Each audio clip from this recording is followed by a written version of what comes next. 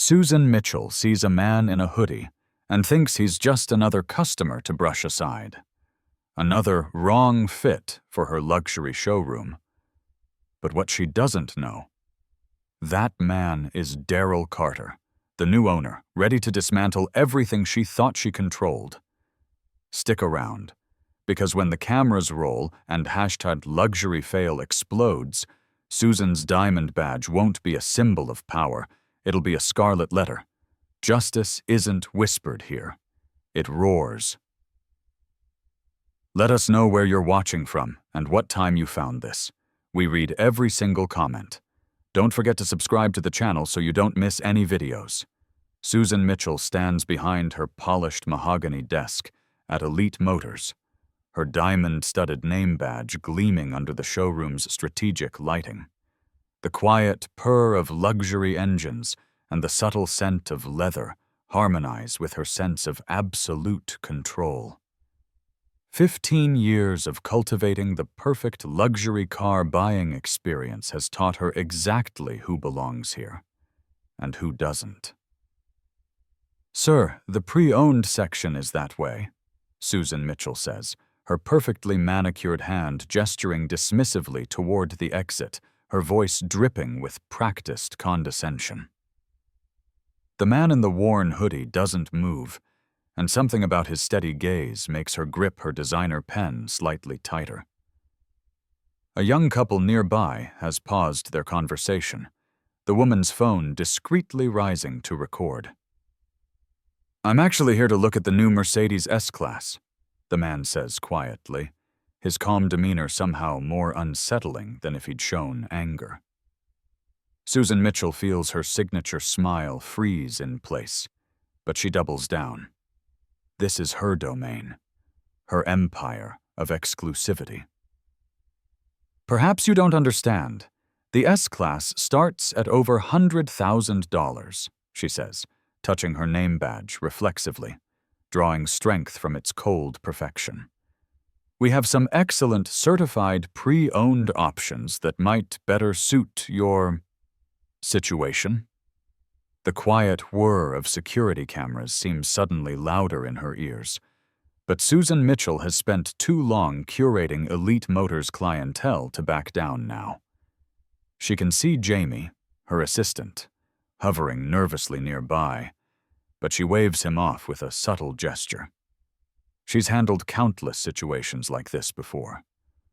The man reaches into his pocket, and Susan Mitchell's heart skips, not from fear, but from the anticipation of being proven right. Instead, he pulls out a business card. "I'm Darrel Carter, CEO of Carter Technologies. I was planning to purchase a fleet of vehicles for my executive team today." The silence that follows feels like crystal shattering. Susan Mitchell's perfectly maintained world trembles slightly on its axis, but she refuses to acknowledge the shift. "I see. Well, Mr. Carter, you understand we have certain protocols." A notification chimes from multiple phones in the showroom. Susan Mitchell glances at her own screen and feels her throat tighten. "thought-LuxuryFail" is already trending, accompanied by a clip of her earlier dismissive gesture. The video has thousands of shares in minutes. Her inner voice, usually so certain, whispers treacherously, "Have you ever wondered if your perfect world is built on shifting sand?" A memory surfaces, her first day as a sales associate, watching her mentor turn away a young man in work clothes who returned the next day in a suit to buy 3 cars for his construction company. "Never judge a book by its cover," he'd warned. She'd learned the wrong lesson that day, perfecting the art of judgment instead. Type "karma" if you've ever seen Prejudice backfire. Scrolls across the bottom of the viral video, which now has over 100,000 views and climbing. Susan Mitchell touches her name badge again, but its familiar weight offers no comfort. For the first time in 15 years, she feels the foundation of her carefully constructed world begin to crack.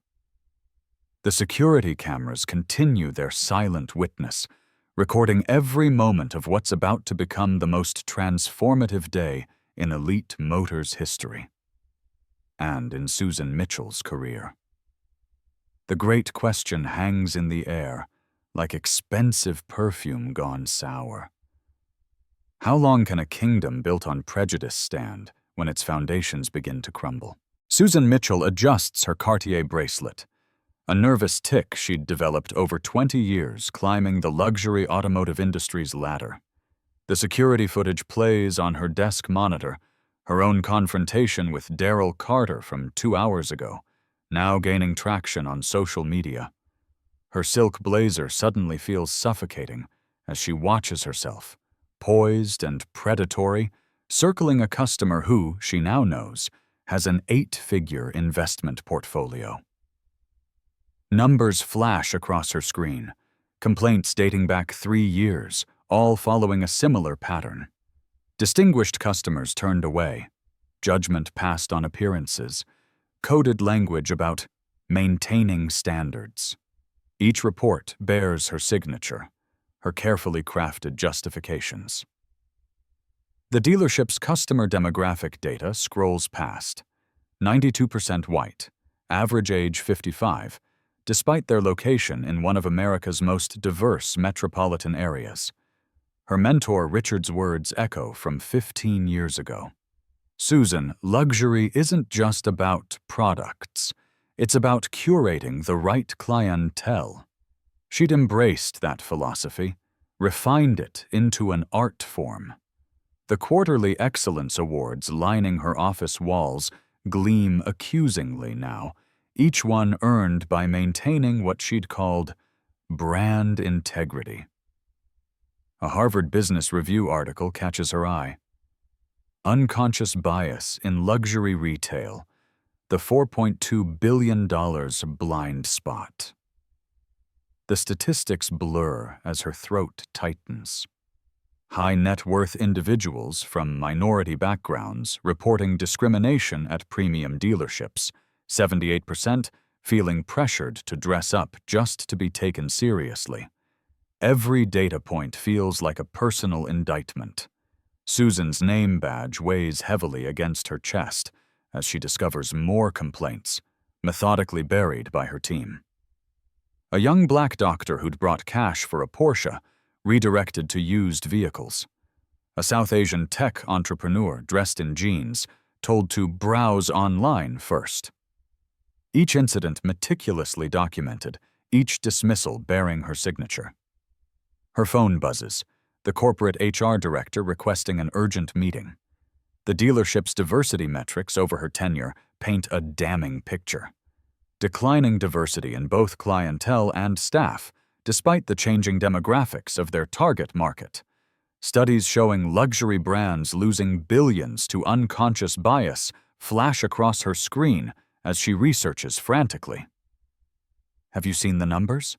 her assistant Margaret whispers, dropping another report on her desk. Sales data reveals a pattern Susan had never wanted to see. Qualified buyers turned away based on appearances, millions in lost revenue, a reputation building in whispered networks. Don't go to Mitchell's if you don't fit their image. The gentle tick of her Rolex marks each revelation. A message from corporate.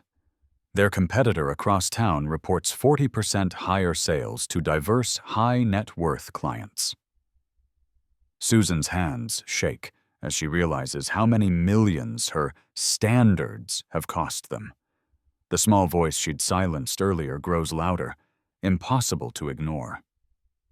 Type, "Truth hurts," if you've ever had to face your own biases head-on. Her phone continues buzzing with notifications. The security footage has been shared by a luxury car enthusiast account, 50,000 views already. Comments pour in from wealthy professionals sharing similar experiences at her dealership. Susan Mitchell, who'd prided herself on building an exclusive brand, watches as that very exclusivity reveals itself as nothing more than prejudice in designer clothing. An email from her mentor, Richard, arrives. "Maybe we were wrong all along." The words blur as tears threaten to fall. 20 years of maintaining standards suddenly looks very different under the harsh light of scrutiny. Susan's empire, built on what she'd called discernment, reveals its foundation of discrimination, cracking beneath her Louboutins with each passing hour. Susan Mitchell's phone wouldn't stop buzzing, each notification piercing through the dealership's usual refined atmosphere like accusatory fingers. Her hands trembled as she watched the video for the 5th time. There she was, her own face contorted with disdain, dismissing Darrel Carter from the showroom. The security footage someone had leaked showed everything: her sneer, her condescending gesture toward his casual attire, the way she'd positioned herself between him and the flagship vehicle as if he might contaminate it. "It's already at 50,000 views," whispered her assistant, Jennifer, backing away from Susan Mitchell's office as if her manager's shame might be contagious.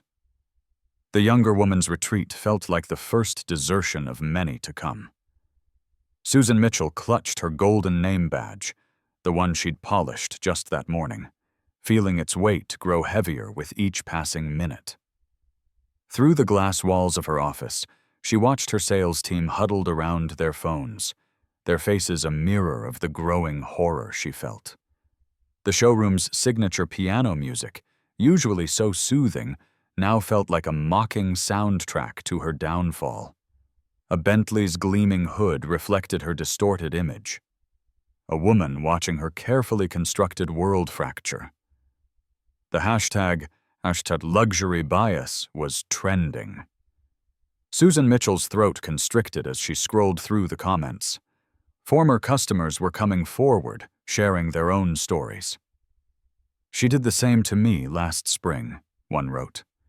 "Wouldn't even let me test drive until I showed her my bank statement." The post had thousands of likes. The corporate office's number flashed on her screen. Susan Mitchell let it ring, watching instead as her sales team began recreating scenes from the security footage for their own social media posts. There she was again, in countless clips, training them to profile customers, teaching them her subtle signals for identifying time wasters. Her own voice echoed back. "Quality clientele recognize quality people. We maintain standards here." A text from the regional manager made her stomach lurch. "Board meeting in 1 hour. Zoom mandatory. Bring full customer complaint records." Susan Mitchell's hand shook as she reached for the cabinet where she'd buried the files. Years of ignored complaints, all reflecting the same pattern she'd dismissed as maintaining showroom excellence. Another clip surfaced. Susan Mitchell directing security to escort out a young tech entrepreneur last month. He'd returned the next day in a suit, bought 3 vehicles cash, and was now one of the voices amplifying luxury bias. His tweet had just hit 1 million impressions. The piano music stopped abruptly. In the silence, Susan Mitchell heard her career cracking like the marble floors beneath her Louboutins. Her name badge caught the showroom's pristine lighting, reflecting a distorted version of her face. She'd spent 15 years building this dealership's reputation for exclusivity. Now, watching her staff's instant messages pop up on their shared system, she realized she'd built something else entirely. A fortress of discrimination, with herself as its architect.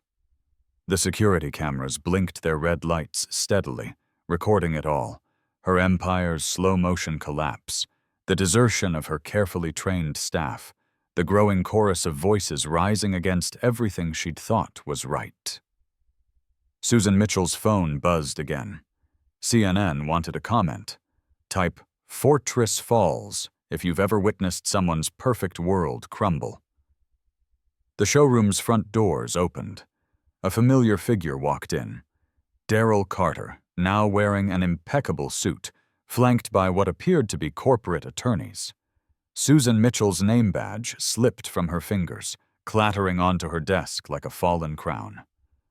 The sound echoed through the now silent showroom, a perfect audio bite for whatever video would inevitably capture what came next.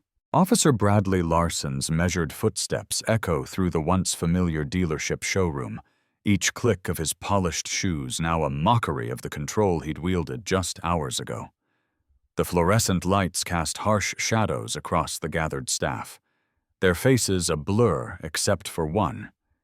Darrel Carter, standing at the head of the conference table, his casual hoodie now a symbol of Susan's spectacular miscalculation. Susan's throat tightens as Darrel begins speaking, his voice calm, yet carrying an authority that makes her name badge feel like a lead weight against her chest. The air conditioning's steady hum seems to amplify every word as he recounts his experience. Her snide comments, the dismissive gestures, the assumption that someone dressed casually couldn't possibly belong among the luxury vehicles. "I wasn't looking to make an example today," Darrel says, his eyes meeting Susan's. "But sometimes the best lessons come from unexpected places." The words hit her like physical blows, each syllable stripping away another layer of her carefully constructed facade. Her phone buzzes incessantly in her pocket. Notifications from the viral #dealership karma video that's already reached millions.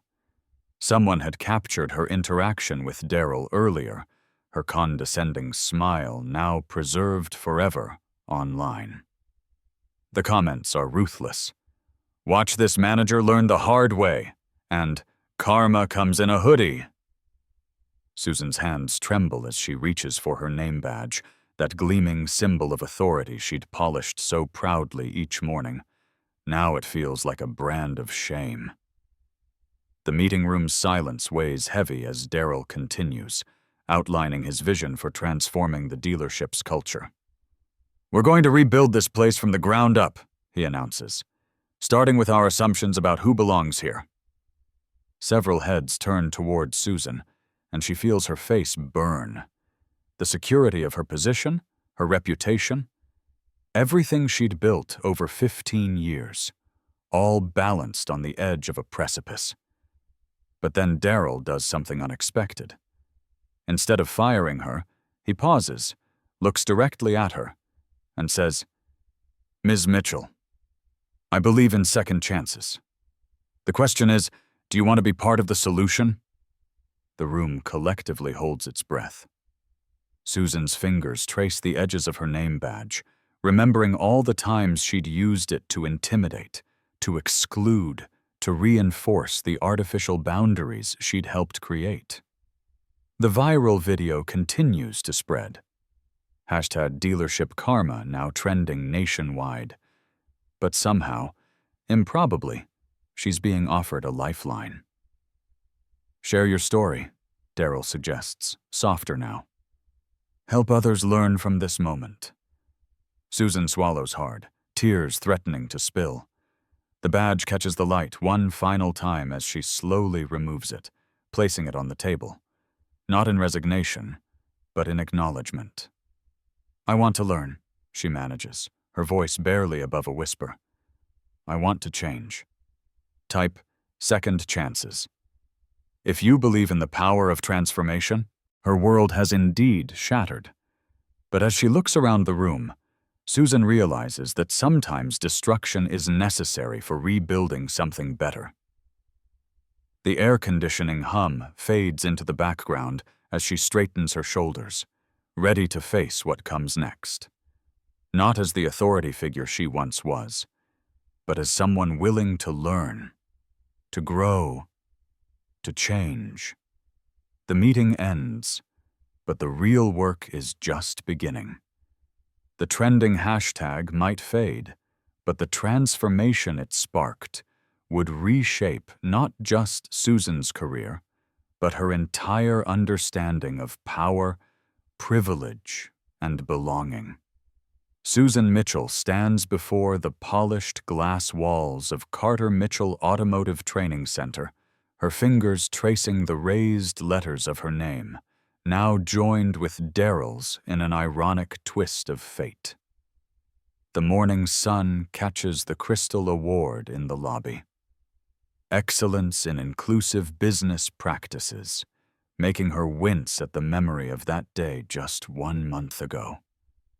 The real luxury isn't in the cars, Susan whispers to the empty showroom, her voice carrying across the space where she once reigned with ironclad prejudice. It's in the dignity we give each other. Her designer blazer, once armor against those she deemed beneath her, feels different now. A reminder of the walls she built around herself. The security footage plays on loop in the training room, a constant reminder.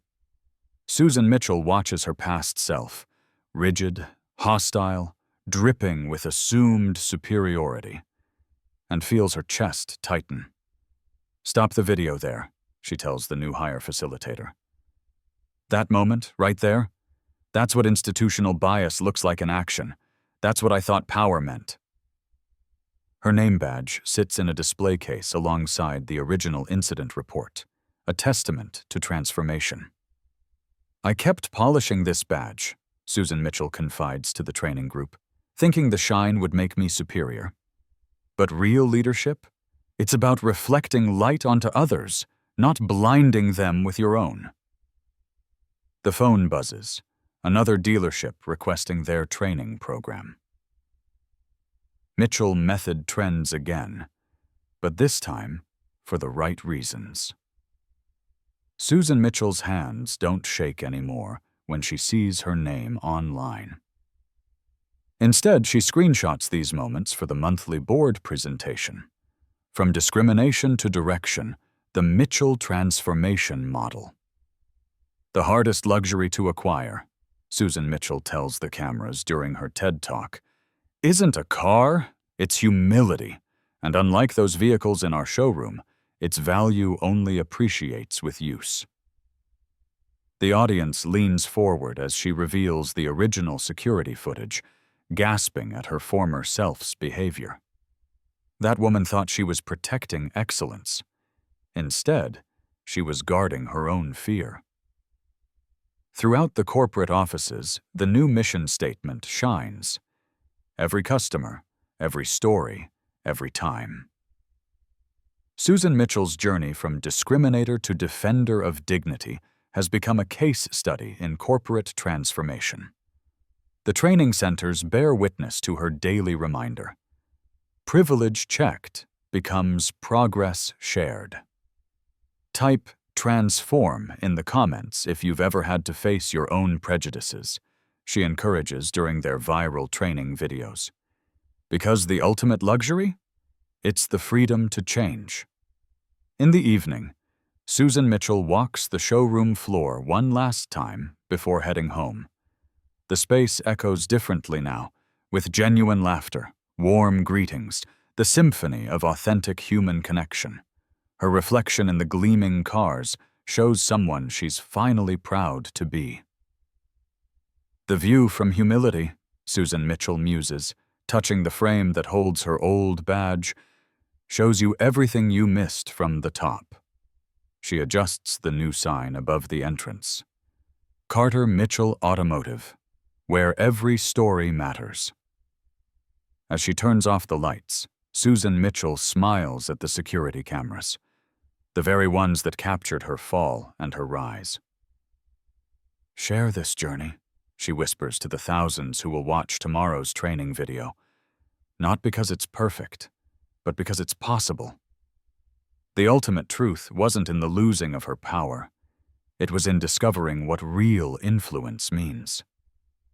Susan Mitchell steps into the night, leaving behind the echoes of who she was, embracing who she's become. Sometimes, the most luxurious transformation isn't in the vehicles we sell, but in the values we uphold. Drop A if this journey of transformation resonates with your own story of change.